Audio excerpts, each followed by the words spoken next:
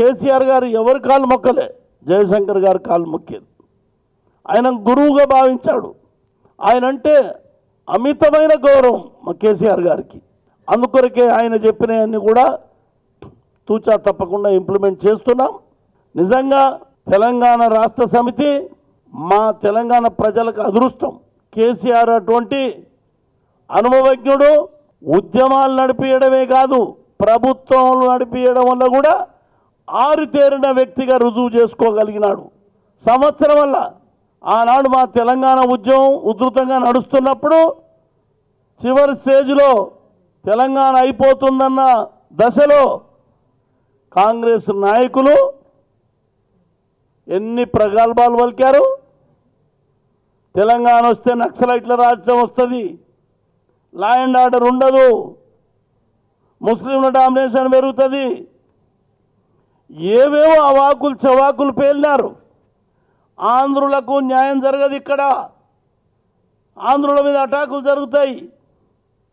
ఒక ఆయన అయితే కట్టెబెట్టి చూపించాడు ముఖ్యమంత్రి, తెలంగాణ వస్తే అంధాకారం అవుతుంది, మీ కరెంట్ అంతా ఆంధ్రలోనే ఉంది, తెలంగాణలో లేదు, మీరు నష్టపోతారని చెప్పినటువంటి వ్యక్తి ఎక్కడ పోయిండో తెలియదు. కానీ మా ముఖ్యమంత్రి గారు మాత్రం దాన్ని వాళ్ళు చెప్పినటువంటి అన్ని పంచలు చేశాడు.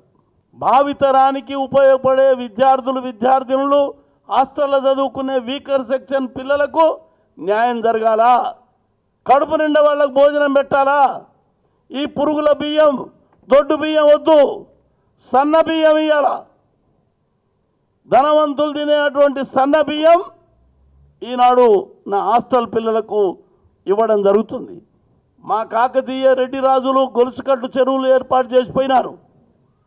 అవి సమైక్య ఆంధ్రప్రదేశ్లో సర్వనాశనం అయిపోయినాయి, తాంబాలాలు అయిపోయినాయి చెరువులన్నీ.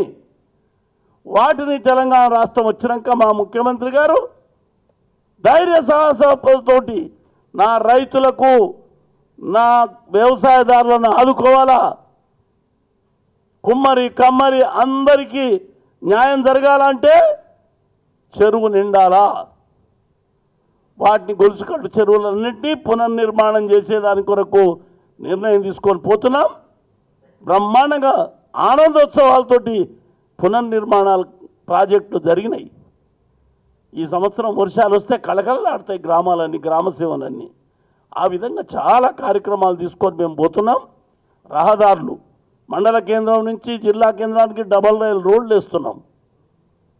బ్రహ్మాండమైనటువంటి రోడ్లు వేసి ఈ యొక్క తెలంగాణ హైదరాబాదును స్వచ్ఛ హైదరాబాద్, స్వచ్ఛ తెలంగాణ అనేది మోడీ గారు స్వచ్ఛ భారత్ పెడితే మేము ఈ రాష్ట్రంలో స్వచ్ఛ హైదరాబాద్, స్వచ్ఛ తెలంగాణ కార్యక్రమం తీసుకున్నాం. అది చాలా బృహత్తరమైనటువంటి కార్యక్రమం, చరిత్రాత్మకమైన కార్యక్రమం. కాంగ్రెస్ వాళ్ళు ఆలోచన కూడా చేయలే. హైదరాబాద్ను ఆగం చేసిపోయినరు, హైదరాబాద్ భూములన్నీ నాశనం చేసిపోయినరు. కానీ తెలుగుదేశం వాడు, కాంగ్రెస్ వాడు ఇద్దరం కూడా, ఒక ఆయన చెప్తాడు హైదరాబాద్ నేనే పునర్నిర్మాణం చేసిన అంటాడు, ఒక ఆయన ఏంటాడు మా పీరియడ్లో అయిందంటాడు. ఏమి జరగలే. నక్లెస్ రోడ్డు, హైటెక్ సిటీ తప్పితే ఇంకేం జరగలే. ఈ న్యూస్లో ఆ టేపులు ఎక్కడి నుంచి వచ్చినాయో దానికి వివరణ ఇవ్వాలి. ఏపీ పోలీసులు ఏమిచ్చారు? నోటీస్ ఇచ్చారు. నోటీస్ జవాబు చెప్తే క్లోజ్ అవుతుంది. నీ మాటల బట్టే ఓ గంట ముందు సంచలన వార్తలు వస్తాయి.